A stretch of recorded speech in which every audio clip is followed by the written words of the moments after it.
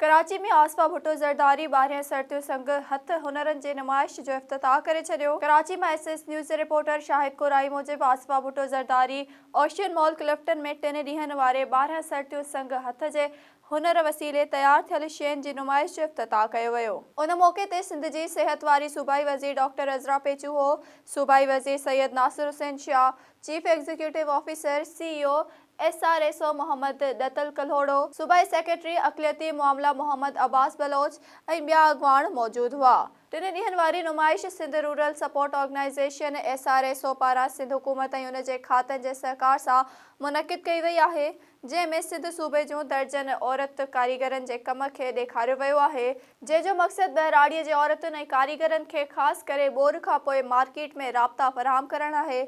उन मौक़े ते आसपा Bhutto Sindh rural support organisation पारां सिंध जे ग़रीब ऐं बेवस माण्हुनि लाइ कयल कोशिशुनि खे साराहियो ऐं उमीद जो इज़हार कंदे चयो त मुस्तक़बिल में बि सिंध जे ॻोठाणनि बिरादरियुनि लाइ अहिड़ो जज़्बो जारी रखियो वेंदो। हिन ॿोॾि मुतासिर इलाइक़नि मां आयल हुनरमंद औरतुनि सां मुलाक़ात कई ऐं आफ़त वारी सूरतहाल में संदनि कम खे साराहियो। नुमाइश जे पहिरें ॾींहुं मक़ामी ऐं बैनुल अक़वामी जाइज़ो वठंदड़नि तरफ़ां ज़बरदस्त साराह कई वई।